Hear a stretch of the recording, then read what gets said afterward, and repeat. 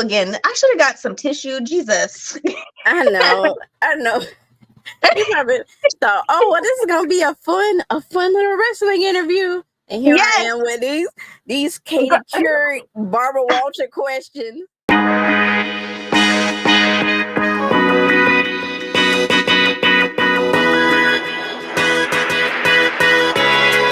So I'm here with Dominique, one of the wrestling creators that I've been following on TikTok that was making phenomenal content. So how are you doing, Dominique? And go ahead and introduce yourself. I'm doing great. Thank you for asking. My name is Dominique. I started making wrestling content January 1st of 2024. And I still don't know what I'm doing, but I'm here figuring it out day by day. And that's all I can say. So when did you fall in love with wrestling? When I was a kid. I don't know if I fell in love with it because I was the victim of the wrestling moves from my older siblings. So I don't know if I was in love with it, but it got punched into me, It was just there. So as a Black woman navigating in the wrestling media space, what do you feel are some unique perspectives and experiences that you bring to the table? Ooh. So I got this message from one of my followers, and he was saying how he appreciates that I don't fit the mold of all the other wrestling content people because they're usually into like anime and like I don't fit the mold of a wrestling fan, apparently. That's what they say. And I feel like I am maybe someone that don't see as a wrestling fan. So I feel like I fit in to the hidden fans of wrestling. So that perspective is different because I don't talk like the rest of them. I had never seen anime a day in my life, so I can't speak on that. So I think that's what makes me a little bit different. I guess you're not a full-on blurred. I think that's the term for it. A blurred? What? Hold on. What is that? A black nerd. A black nerd. Oh, yeah. I didn't know. So you have to be a nerd to like wrestling? Well, since I've started navigating in those spaces, I'm starting to see that word thrown around a great deal when explaining wrestling fans. But I'm kind of like you, Dominique. Like, I've heard similar responses with people that I've chatted with that have been enjoying my content. I've been saying like the same thing, which, to be honest, I don't think I've seen a couple of different animes, but as of just in it, no. I was thrown in it. My dad, like, I would be home with him on Saturday mornings, and that's what we'd be watching. Monday night, we were watching Raw. Friday night, SmackDown. My grandparents on my mom's side, they were big wrestling fans. Mm-hmm. And I guess my perspective as a Black woman, I can appreciate storylines and drama. Being a reality show junkie, I can see the parallels of like love and hip hop storylines or exactly. Along those lines, Bad Girls Club, crazy stuff like that. I tie it back in. I can see certain things happen. I'm like, oh, I remember when that happened. And I guess it's just that we can bring our experiences and tie it into something that we're passionate about. And that's what make our content unique. Exactly. I'm definitely dramatic. Have you experienced any, I guess, shunning? I've noticed a lot of different women have talked about they feel like when they enter into the wrestling space, sometimes it can be hard to be taken seriously by some of the boys, the men. So have you experienced that? Yes, unfortunately. Okay, and this is not on TikTok. This is specifically on Instagram. I've noticed that people want to say that I'm wrong about things, even when I'm right. I can be like, this is the Undertaker, and have a full picture of the Undertaker. They'll be like, that's not the Undertaker. I'm like, who is it? It's the Undertaker. I said, I just said that. You didn't say it right. That's Like, Mark Calloway. what? Like, be so for real. Like, come on now. They want me to be wrong so bad. And I don't think they want people that look like us in their spaces. And especially when I talk about my Black girl trifecta, and they want to call me a racist because I want to see Black girls doing well in a company that did not treat the veteran Black women right. They automatically are like, you're race baiting, yada yada yada. And it's just like, they're the majority, but I mean the minority, sorry. It's just that part you'll never get out. You'll never change those people's minds. And it's the men that interact with my content every day and accept me and play along with my theories, that add to their theories, that play around with my games. Like, they're the ones that make this space worth it. And I really try not to focus on the negative people that bring that into my space, because I'm just trying to have fun. Like, this is a space to be creative and happy. Like, in this world that we're dealing with, we are finding joy in this dramatic, violent thing, and it's a beautiful thing, and we don't need any more negativity in the world. And I try to leave that to the side. Now, it's interesting that you brought that up, because let's be honest, like you touched on earlier, Black people in wrestling in general never really had representation, and what we did have was stereotypical. And then taking that even further, Black women definitely didn't really have representation. I remember growing up, and the only person I could think of was Jacqueline at that time. Growing up, seeing her, I got older. You sprinkle in Alicia Fox, you sprinkle in Jazz, you sprinkle in Awesome Kong. But the journey that we're embarking on now as Black wrestling fans, seeing this representation, it's very different.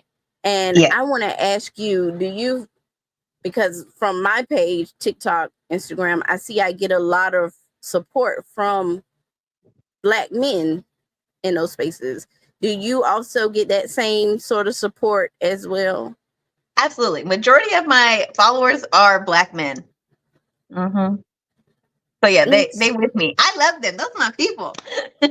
Me too. They really are. I think it's just that, like you said, that minority niche of wrestling fan that wants to gatekeep, because I see them even on Black men that I follow content that are pretty combative. Yeah, like they always want you to be wrong about something. I'm like, I'm not wrong. You're not. It's a theory. No one's going to be right. Just speculate. No. Like, it's just, stop trying to mansplain to me. Someone tried to mansplain one of my videos about underground, because I was talking about death matches, and they were upset that I called them underground. But then he talks about it being indie. And I'm like, sir, isn't that the same thing? It's not mainstream. It's just let us live and cohabitate in this space together. Stop being dramatic in a bad way. Be dramatic in a good way. Do you have any role models when you think about wrestling media and seeing Black women, which we really don't have a great deal of Black women in that space media wise just yet? But who do you think of when you think about that space? And you can use men as well. In the media?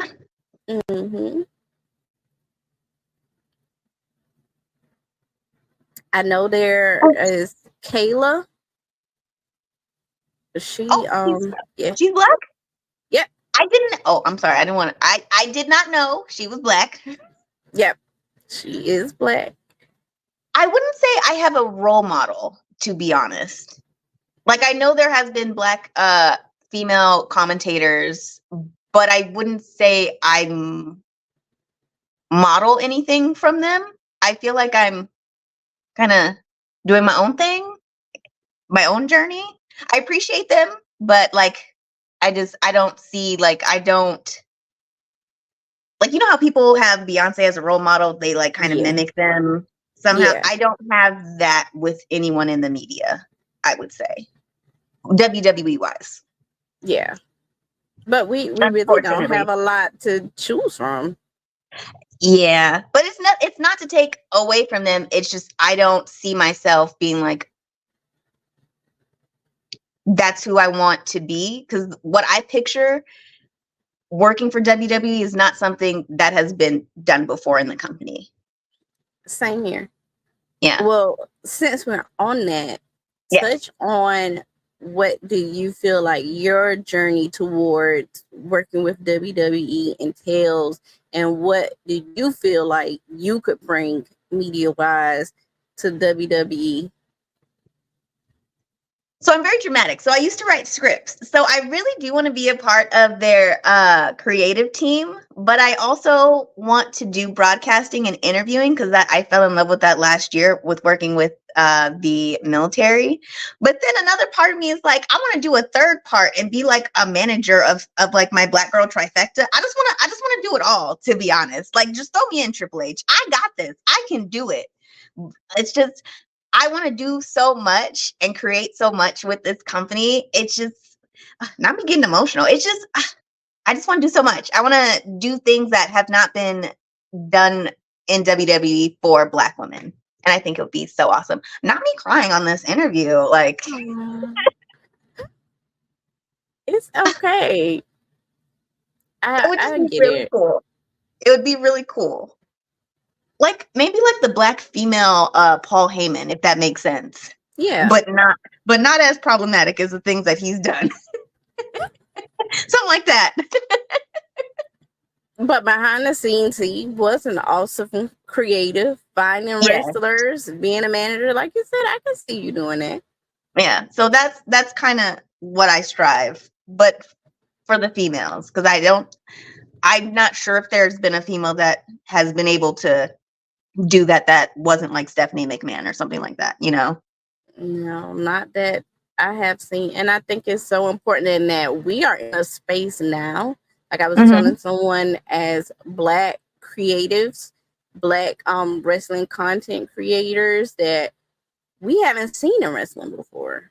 There's so many doors opening up for Black wrestlers, Black creatives, all that. So was it which? Because my mind is blank. It's okay, girl. You've been working. Yeah. When CM Punk came back, that was Elimination Chamber. Yeah. Or was it? No, it was War Games. War Games. It was War Games when he came back, and when I saw the girls from that Wrestling Women's podcast actually do the show, the media press conference, and just seeing the other Black podcasters that were there, even like looking at Black podcasters that were at Mania actually participating, asking questions, and seeing, I think this is an awesome time for us as Black creatives in the world of wrestling. Yes. This Triple H era could be something different for us. Yeah. I see a lot of things that haven't been done, like you were saying before. I see a lot of things that haven't been done actually coming into fruition. I have hope. I have hope. But what does that look like? I'm gonna need him to get moving on my job right now. So I'm gonna need him to hook it up. Yeah, I just want to interview. That's all I want to do. I just want to stand backstage after something crazy is happening, holding the mic, and get a little interview. Exactly. And I would love that. I really would. You do it so good, girl. And then I'm short.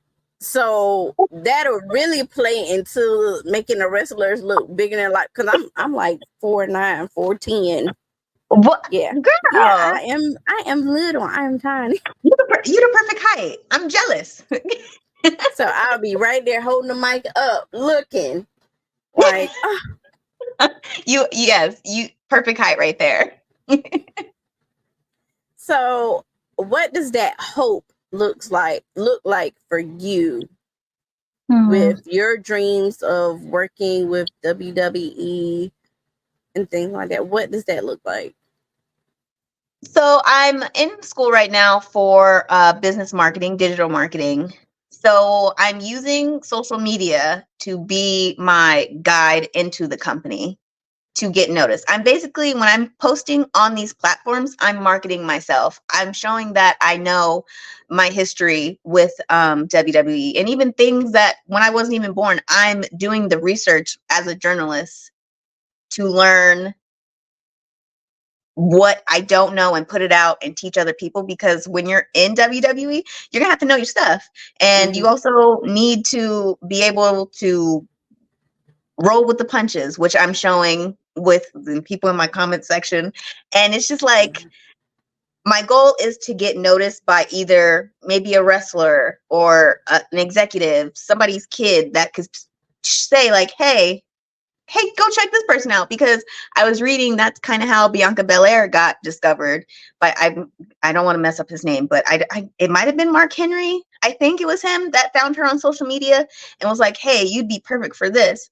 So that's my goal, is someone notices me for all the stuff that I'm putting into my content and be like, hey, I think she'd be good for whatever position comes first. And work your way up. Exactly.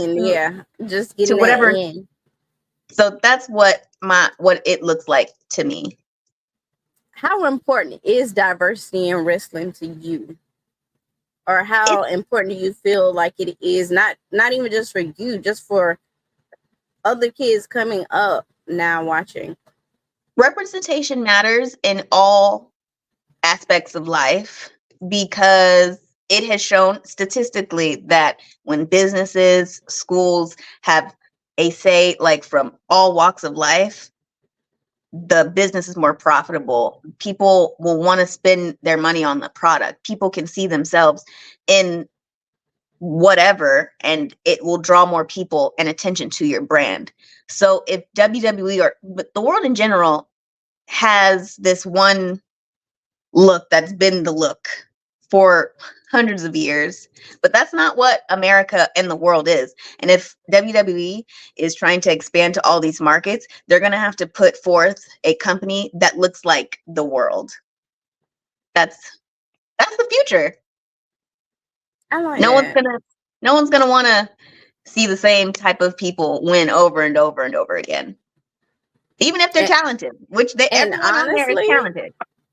Honestly, I think that was part of the whole Vince, one of the issues with his era. He had a set goal in mind for the type of champion that he wanted to see, and he pushed it. And sometimes it would go and get over, and sometimes the fans will push back. So it is important, like you said, to show the world in your product. And it not matters. only for wrestlers, for backstage and every other aspect as well. Because to be honest, the broadcasting team, outside of like what you see on Monday and Fridays, like even the other things, they still have a look. At WrestleMania, I was looking at all those correspondents. They all have a look, and it don't look like me or you, and it don't look like it's much diversity, which it might not matter, but there's a lot of people in media spaces that look like me and you, and other people of color that's looking like, it's not really looking like me. It's not like a wrestler where it's out there and they see it all the time, or they don't notice it because it's not as big as wrestling, but it's being noticed. And I hope they see it as well. And I don't want anyone on that team to be like, want to lose their job. I just want to add, because there's always room for different. Yes. Always room. For like two of us. Us yes. two. I agree though. When I think about media, and that's one of the things that inspired me to take on this project, to shed light on a lot of dope Black women creators, because I don't want that stereotype that, oh, Black women don't watch wrestling, they're not interested in wrestling. Yes, I get that a lot. Like, oh, the way you look, you like wrestling? I'm like, what's that mean? I see them Black women in them audience. Like, do we not see them? Are we not looking at the same people? I think they either expect for you to have a male that's already in that space, like romantically, let's be specific. So that partner is the reason why you're at these WWE events or whatever promotion you enjoy. They expect for that. Yeah. And don't really see us, okay, it's Monday night, it's 8:00. Let me turn on Raw. They don't expect that for some reason, especially like we were talking about earlier with certain aesthetics. That's the word that I'm looking for. They don't expect Black women with certain aesthetics to be interested in wrestling. And I do want to shatter that stereotype. Like, one of the reasons why whenever I do my content, I want to make sure that I'm talking and presenting myself in a way that I do every day with everybody else. Yep. I want it to be authentic. I like wigs and I like lashes and eyebrows. And I'm going to have them on. Yes. Thank you. I'm going to have them on, but I'm also going to tell you about Solo No lost his mind. And that's another thing. He's lost his mind. When I went to school, because I graduated and I got my degree in mass comm, and I have a minor certificate in journalism. And when I was interning at a news station, one of the reporters told me, like, you have a nice look, but you're just a little too country. You're gonna have to work on your southern drawl and that in your voice. And for a while that stuck with me. Like, it stayed in my head, in the back of my mind. And I was like, well, I would just work behind the scenes. I'm not getting in front of a camera. I can produce your podcast. I can work on your graphics, but me in front of the camera, nobody wants to hear me. But entering into the TikTok space specifically, me talking regular and how I talk, using the vernacular that I use, my country slang, those videos are the ones that people are like, oh yeah, I get exactly what you're talking about. So because you're being you. Yeah, it's all about being authentic. And I think if wrestling in general, not even just the E, we're talking AEW, TNA, indie wrestling, if you are going to welcome Black people and Black women specifically, you have to allow us to be authentically us. Yep. Don't try to change aesthetics, dialect, any of that. Let us be authentically us, and I promise we can sell. I agree. People being themselves on TV will get the people wanting to watch next week and see what you got to say next and how you're going to say it. True. And a lot of time, especially on the wrestling side, we have been placed into a box. and we're either like comic relief, or we are a stereotype, and it's presented that way.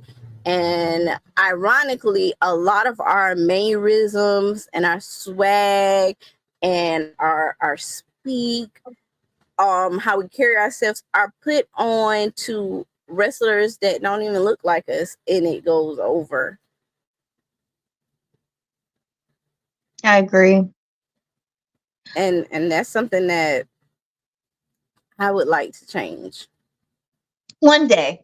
Yes, One I day. want to be able to be backstage after something crazy happens and the wrestler walks back and I said, "Oh Lord, are you all right? What just happened out there?" Just Yes, like you want a personable commentator.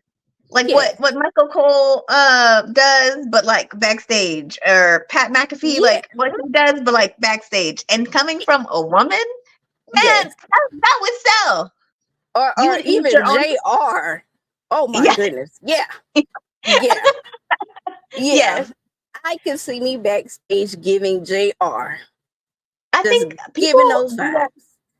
Like people do that in other sports, but I don't see the women doing that. And they No, need to allow women to do that. I mean, what I'm trying to say is they allow men to do that in other sports on the to commentary display too. that emotion.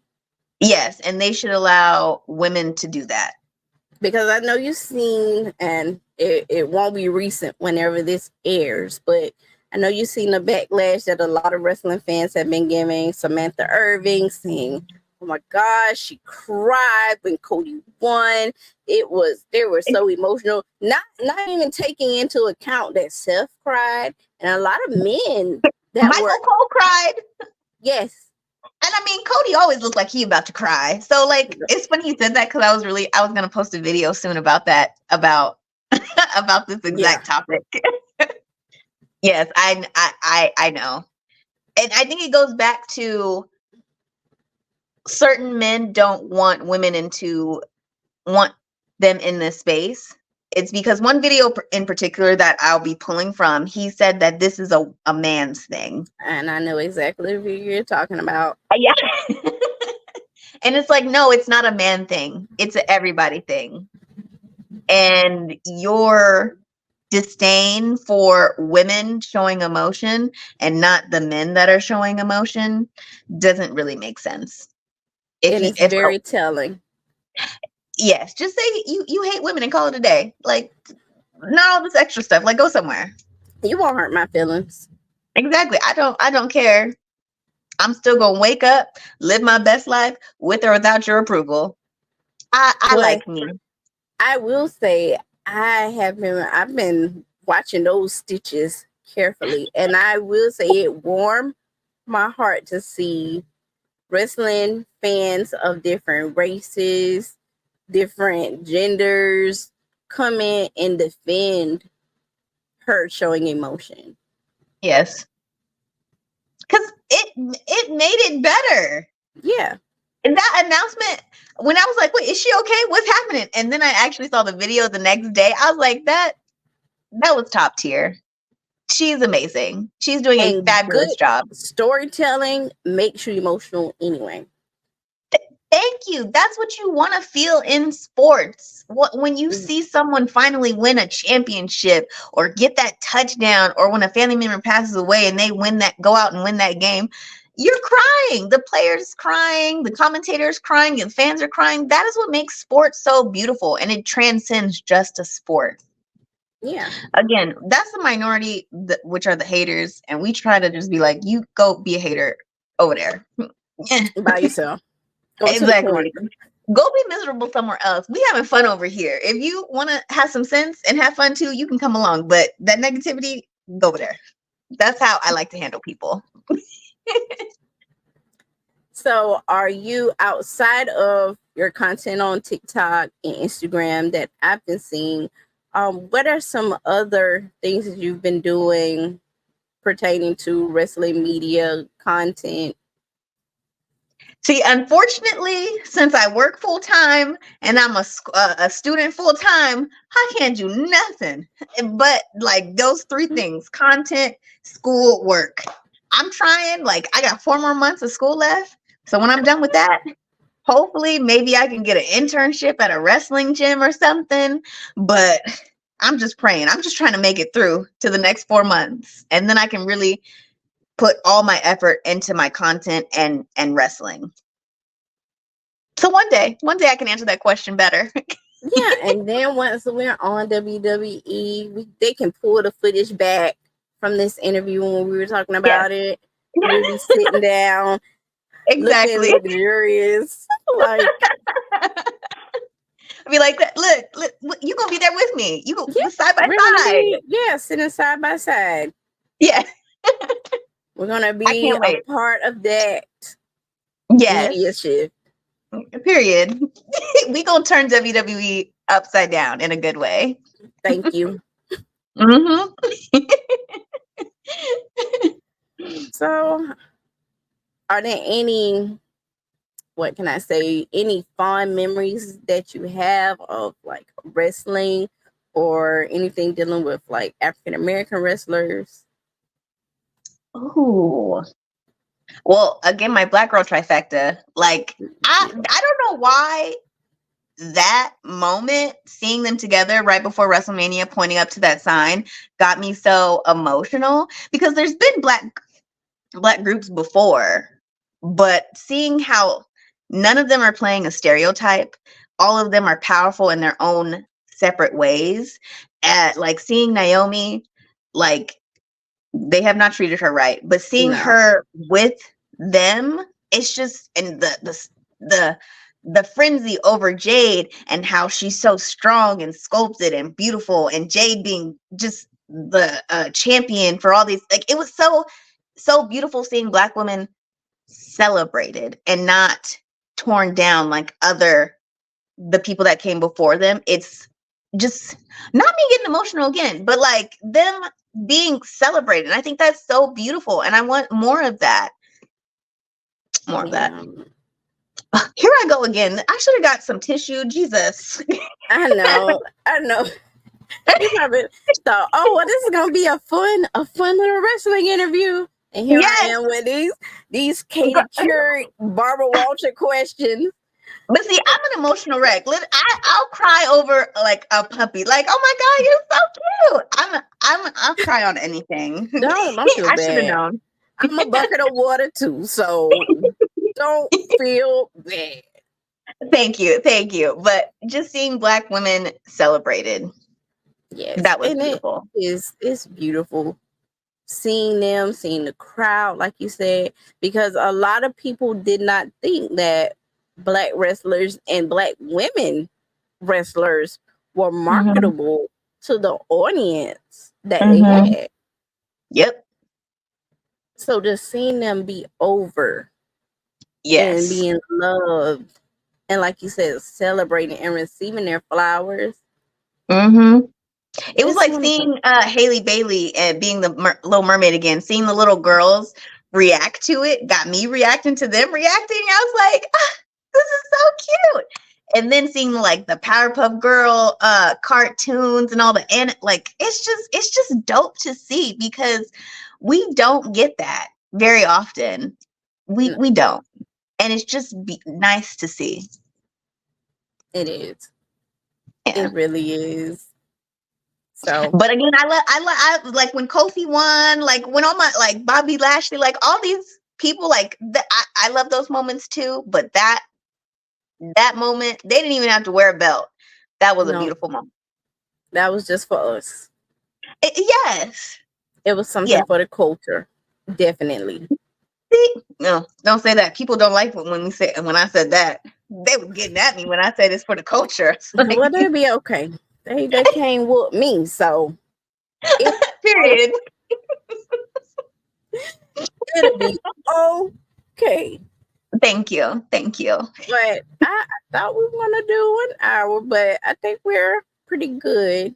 So, is there anything else you want to add about the future of Black women in wrestling media or anything like that? WWE, just give us a chance. I can guarantee you put us on this team, we'll turn it out. Turn it out. In a good way. I don't know if they know what that Yes. means. In a good way. Yeah, we're gonna have to, especially with Triple H, because you remember when they met up with Crime Time and they didn't understand the lingo, but I promise you this is good lingo, Triple H. Yes. I promise you. Listen, we could teach him a class of our culture, get him up to speed. We got him. Listen, we could be like what Keke Palmer does, but like bring it to him and there you go, Triple H. Here you go, Hunter. Take this. Yes. This was awesome. Yes, it was nice having you. Let everybody know your socials, and where they can find you. So as of right now, I only have two places. On TikTok, I'm Dominique Michel'le, and then on Instagram, I'm Damo_R32. Okay, well, thank you so much. Thank you for the invite. I appreciate it.